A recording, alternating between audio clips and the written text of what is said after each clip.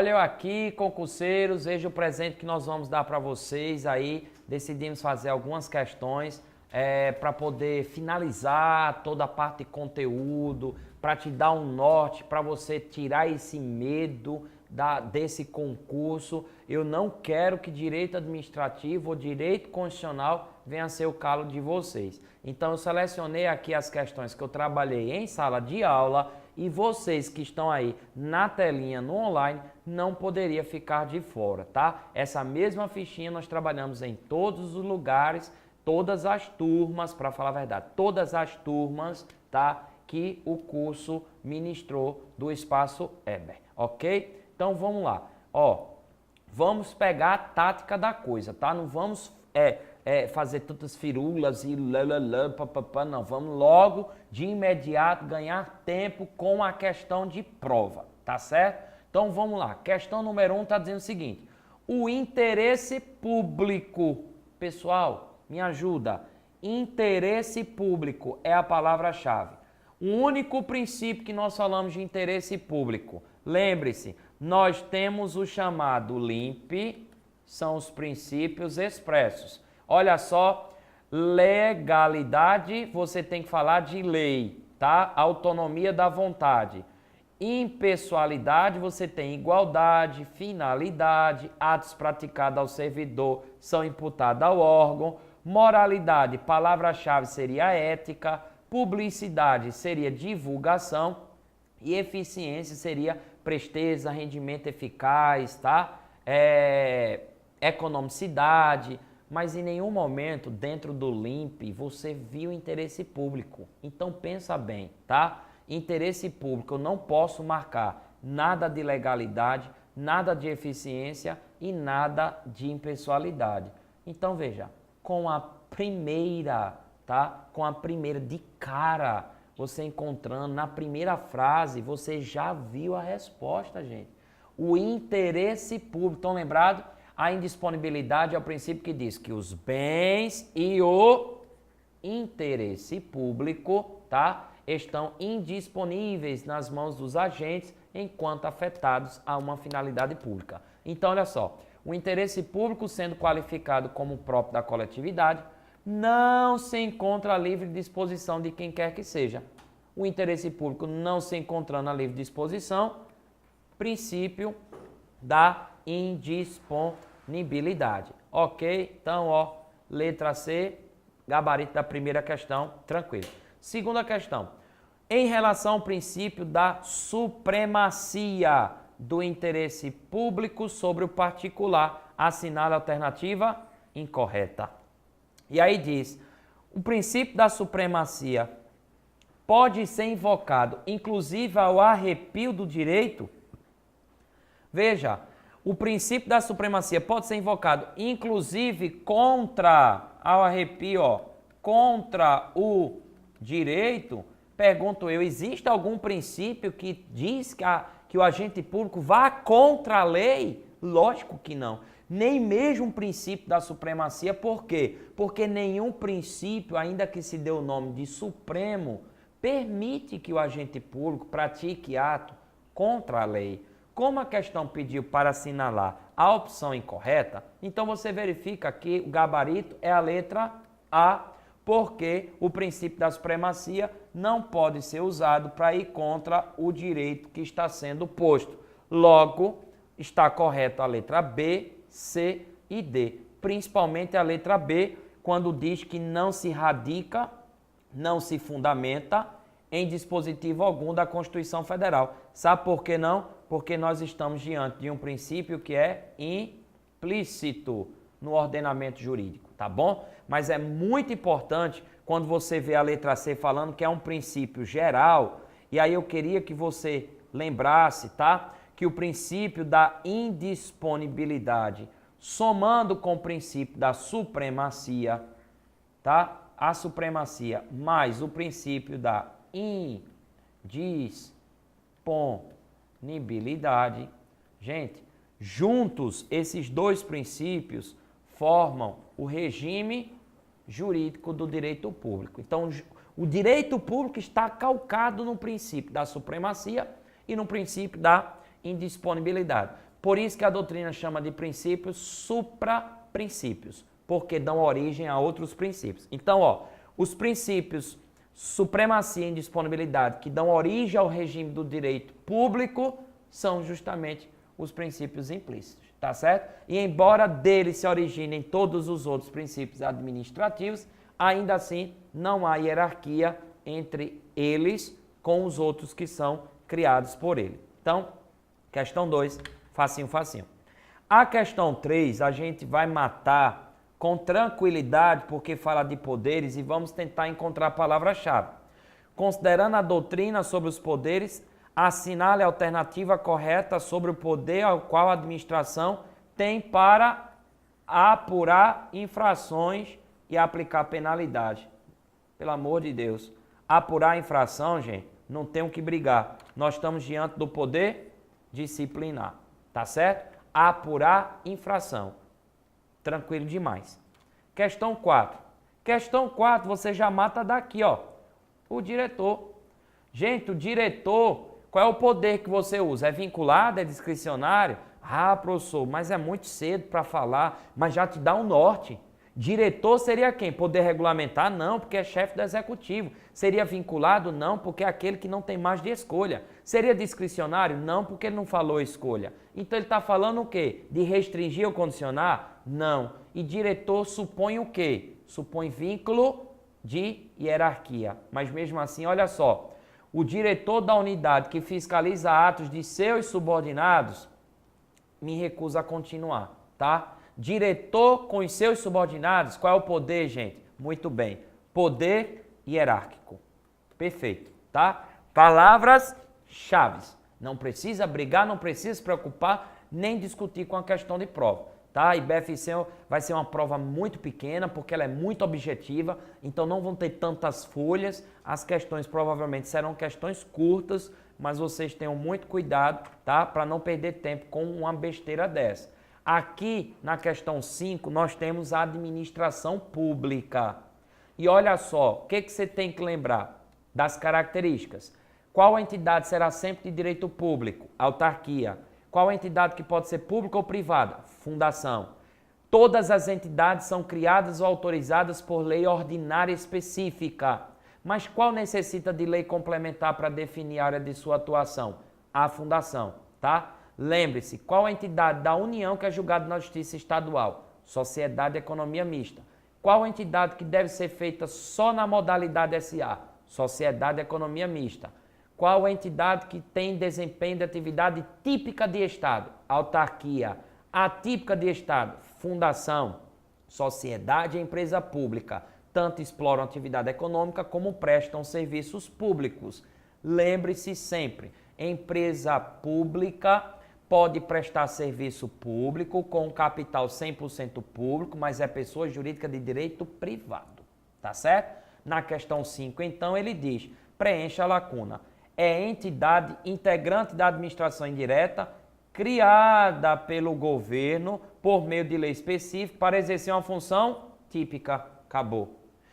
Criada pelo governo para exercer uma função típica, só pode ser uma entidade. Função típica é uma autarquia, tá? Letra D, corretíssimo. Fixe suas palavras-chave, ó, mamão com açúcar. Fácil demais.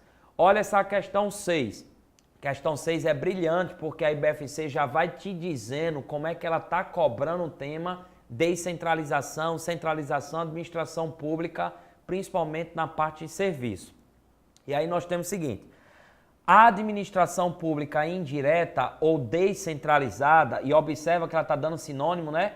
Indireta ou entidade descentralizada, é a atuação do Estado de forma indireta, lógico, na prestação de serviços públicos que se dá por meio de outras pessoas distintas.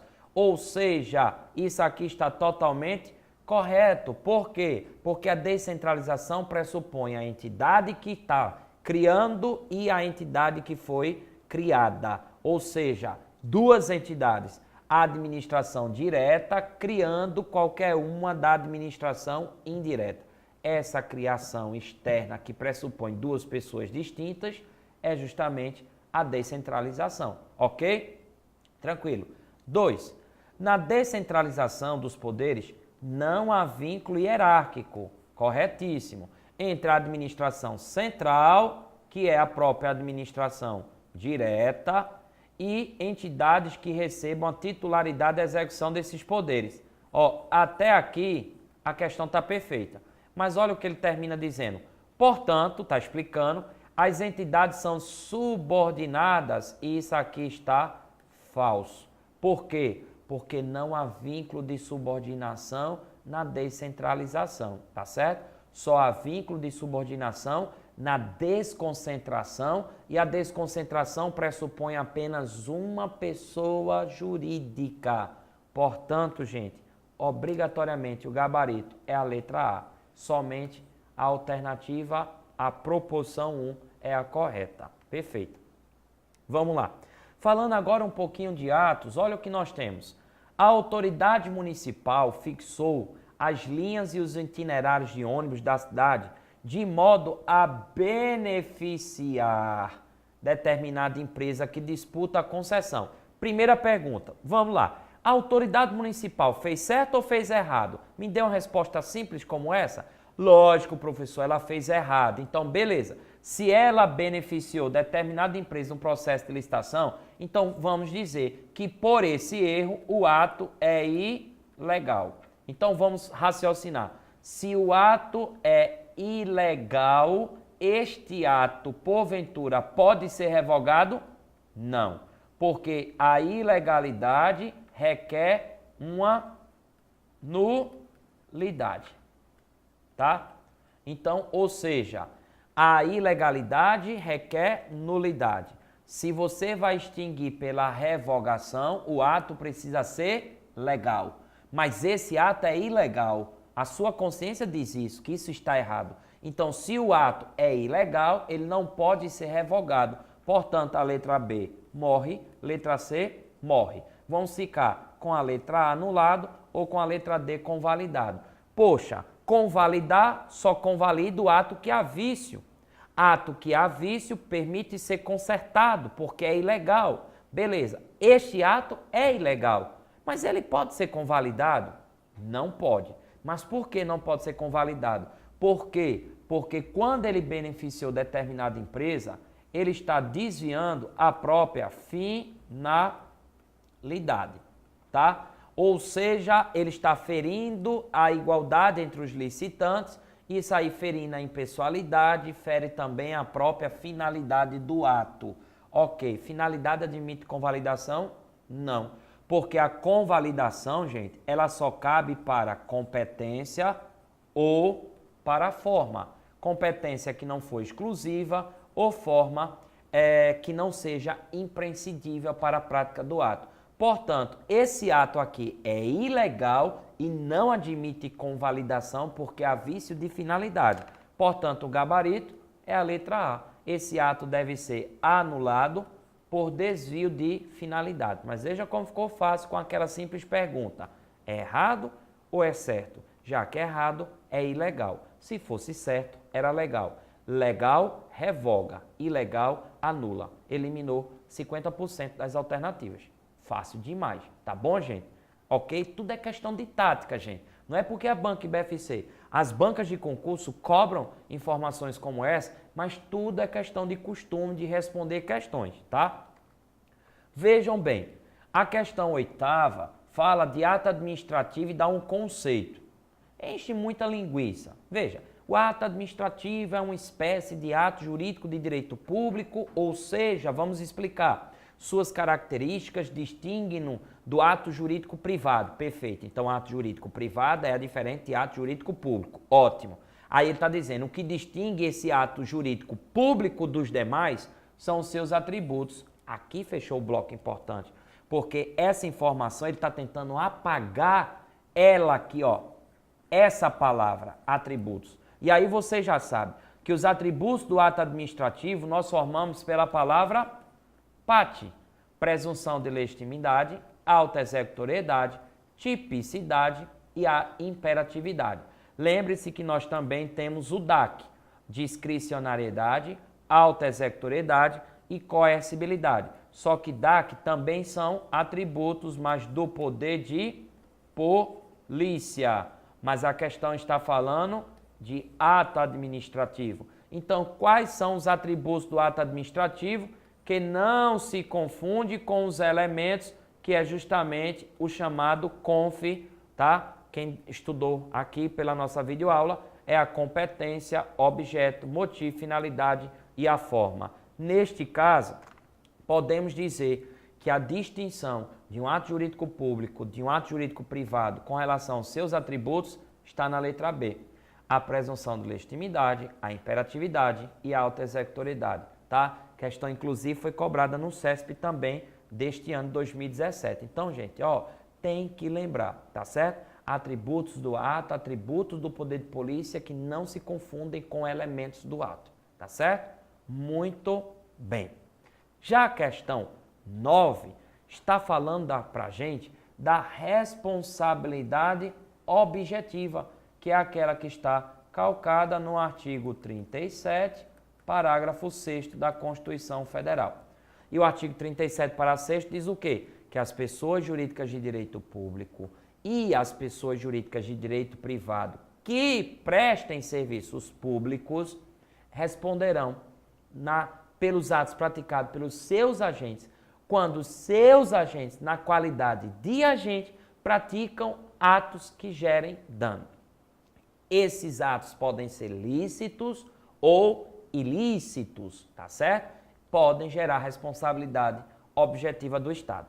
E aí chega aqui dizendo pra gente, assinale a opção correta. A opção correta seria dizer, letra A, as pessoas jurídicas de direito público responderão pelos danos que seus agentes nessa qualidade causarem a terceiro?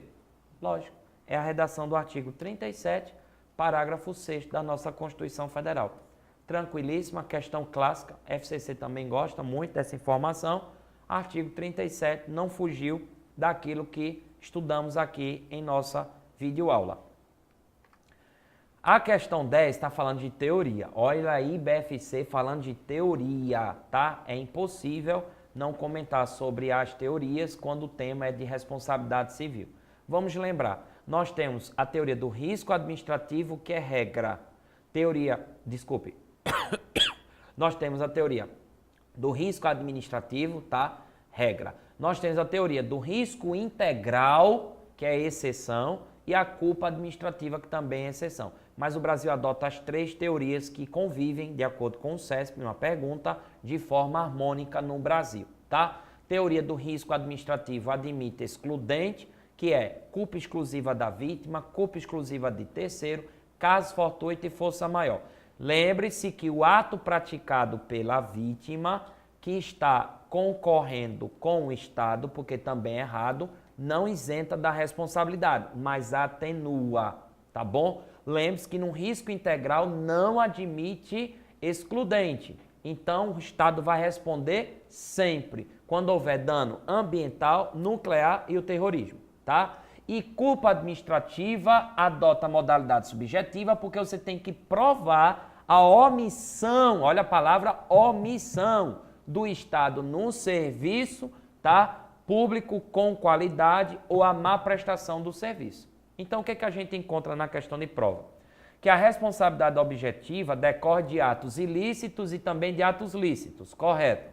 Caso o agente haja com dolo ou com culpa, o Estado pode ser responsabilizado, correto? Nessa situação, caberá ao Estado o direito de regresso contra o responsável, correto?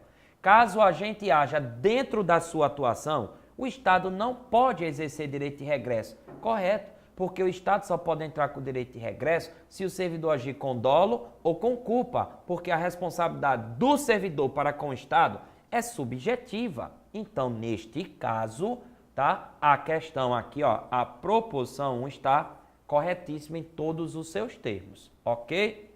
Vamos lá. 2. Nos termos da atual Constituição, mesmo pessoas jurídicas privadas podem ser responsabilizadas objetivamente pelos seus atos, caso sejam prestadores de serviço público. Corretíssimo. Perfeito. Proposição 2. Já a proposição 3 diz, a teoria do risco não foi adotada, é uma mentira muito grande, porque ela é a regra do nosso ordenamento jurídico, tá? Então lembre, responsabilidade do Estado para com o particular objetiva, do Estado para com o servidor subjetiva. Então, neste caso, está correto apenas 1 e 2, gabarito, letra A. Ok. Vamos lá. Questão agora sobre licitação. A questão 11 está falando para a gente, na realidade, sobre o terceiro setor, tá? Então, quem vai fazer a prova de analista, terceiro setor, muito importante. Veja, uma coisa que você tem que lembrar é que, para qualificar uma entidade privada, lembre-se, OCIP necessariamente tem que ser uma entidade privada, tá certo? Então, se ela é pertencente a um particular e quer dinheiro do Estado para ser injetada lá na sua entidade, para ela desempenhar esse serviço que é de fomento, o Estado fomenta porque é de qualidade, ela tem que ter um vínculo. Esse vínculo que faz a OCIP com o Estado é através de algo que se chama termo de parceria. Lembre-se que se porventura houver um contrato de gestão, tá? O contrato de gestão, tá certo? Ou chamado aí, né, convênio, nós vamos ter a organização social. Então, a diferença principal de uma OCIP para uma OS está no instrumento que a qualifica, como está na questão 11, dizendo assim, ó, o acordo de cooperação para o fomento e execução de uma ou mais atividades de interesse público firmado entre a entidade qualificada como OCIP e o poder público denomina-se. Não pode ser licitação, não existe contrato social, não existe esse convênio, mas poderia ser a parte de convênio, mas na realidade OCIP não se aplica. Então, obrigatoriamente, o gabarito tem que ser a letra B, termo de parceria. Muito bem. Agora sim, chegamos na questão de licitação, né? Então, vamos lá, veja. Vamos sempre lembrar, gente, palavras-chave. Veja o que é que diz nessa questão de prova sobre licitação. Ao fazer compras, o poder público deve licitar. Há várias modalidades de licitação. Aquela modalidade, olha agora, quaisquer interessados e habilitação preliminar, acabou.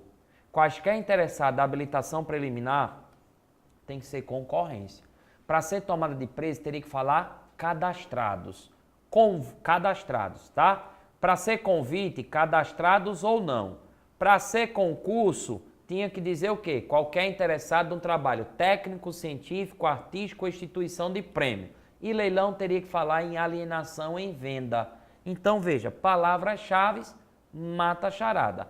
Quaisquer interessados, habilitação preliminar, não pode ser outra que não seja exatamente a concorrência. Leilão seria alienação, concurso, trabalho técnico específico, convite, cadastrados ou não, tomada de preço, os cadastrados. Fácil, fácil, fácil, ok?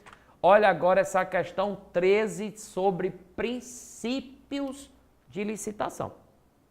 Gente, eu venho dizendo em sala de aula que o nome do princípio está dentro do seu conceito, tá? Para a prova você tem que ir com pelo menos 4 princípios na cabeça, tá? Princípio da vinculação ao instrumento convocatório, que é a lei que faz lei entre a administração e seus concorrentes. Então, o que foi escrito no instrumento de convocação, edital, carta, convite, vincula a administração e vincula o particular que está participando do procedimento. Princípio da vinculação ao instrumento convocatório. Tem que lembrar, princípio do sigilo do conteúdo da proposta. A proposta é sigilosa até a respectiva abertura. Abriu o envelope, deixou de ser sigilosa e volta como regra a ser todos os atos públicos. Terceiro princípio, adjudicação compulsória. Palavra-chave, não pode contratar com preterição ou terceiro estranho. Quem adjudicou tem direito de, quando o contrato for feito, que faça com ele, tá certo? E o princípio do julgamento objetivo, que a administração deve se afastar da subjetividade, atendendo com objetividade a escolha da proposta mais vantajosa. Então, ó, o nome do princípio está dentro do seu conceito, tá? Vamos fazer esse treino aqui com a questão de número 13. Ele diz assim: o edital ou convite constitui lei interna. Já deu a primeira palavra, mas vamos continuar. Por isso, ó, vincula. Gente, lei interna que vincula tanto a administração como os particulares não tem outro princípio. Qual é o nome desse princípio? Princípio da vinculação ao edital, princípio da vinculação ao carta-convite, princípio da vinculação ao instrumento convocatório, tá? Tem questão de BFC que chama princípio da vinculação edital, princípio da vinculação convite, mas o correto é princípio da vinculação ao instrumento convocatório. Esse instrumento convocatório pode tanto ser um edital, como também pode ser um convite. Ok. 2. Por esse princípio, obriga-se a administração a se ater a critério fixado no ato de convocação, evitando o subjetivismo, gente. Acabou, tá? No julgamento. Acabou, meu amigo. Isso é o princípio de quê? Do julgamento objetivo. Então, vejam, neste caso, o gabarito obrigatoriamente tem que ser letra D. As palavras-chave estão dentro dos conceitos, tá bom? Acredito que essa é a última questão, 14. Com certeza uma questãozinha sobre valores, né? Lembre-se do seguinte, se a questão falar de obras e serviços de engenharia, sempre inicia com 15, tá? Por que 15? Porque 150 mil até 150 mil é convite, acima de 150 mil, mas até 1,5 milhão é tomada de preço, acima de 1,5 milhão, obrigatoriamente se faz concorrência. Concorrência cabe em qualquer valor, tá certo? Professor, e se não for obra de engenharia? Lembra que a professora Ana explicou para vocês? Então vai ficar como? 80 mil se for convite, mais de 80 mil até 650 tomada de preço, mais de 650 mil obrigatoriamente a concorrência. Cuidado com esse pode, com esse deve, que a IBFC adora, tá? Se a obra está sendo, a obra comum, não é de engenharia, alçada em 600 mil reais, não posso convite, mas pode ser tomada de preço ou concorrência. Nada de dizer na prova, deve ser tomada de preço. Mentira, tá? Pode ser tomada de preço, como também pode ser concorrência. Mas se a obra for 2 milhões de reais, deve ser a concorrência, tá bom? Então, ok? Vamos lá para a questão? Vamos ver. Determinada prefeitura realizou um procedimento licitatório para a compra de material escolar para o município. Ok. Ao realizar o levantamento do custo, chegou-se ao valor de 145 mil. Opa! 145 mil. Dessa forma, decidiu optar pela modalidade carta-convite. E convite pode, gente, fazer quando o custo é 145 mil? Lógico que não, professor. Então, convite cabe até 80 mil, ou se fosse engenharia, até 150 mil. Então, em relação a esse processo licitatório, o que nós podemos afirmar? Letra A, a licitação não pode ocorrer pela modalidade convite, uma vez que o valor que a 8.066 estipulou para esse tipo de compra é de 80 mil. Então, chore BFC, porque eu acertei. O gabarito é a letra A. Mas olha só uma atenção especial. A licitação pode ser feita na modalidade convite em razão do valor inferior a 150 mil, mas aqui quer te jogar a pegadinha da engenharia. Porque se fosse engenharia, tudo bem, poderia realmente até ser 150 mil. Mas aqui é para obras e serviços que não é de engenharia. Mas como é que o senhor sabe que não é de engenharia? Porque não falou. Para dizer que é de engenharia, a questão tem que dizer engenharia. Se ela não falar, acabou, tá? Engenharia tem que estar expresso, tá? E aqui, veja, a letra C, totalmente errada, né? Porque a licitação deve, morre aí, tá? Aqui poderia gerar uma perturbação na letra B, mas a letra D diz que a licitação deve ser feita na tomada de preço pelo fato do valor ser superior a 80 mil. Gente, O problema está aqui, ó. Não é que deve ser feito pela tomada de preço, pode ser feito pela tomada de preço, como também pode ser feito pela concorrência, porque o valor, lembre-se, concorrência cabe em qualquer valor, tá certo? Então, neste caso, o gabarito é a letra A. Pessoal, tranquilidade, vai revisar, reveja as anotações, reveja aí a nossa videoaula, vai treinar para questões, na reta final não há mais o que fazer.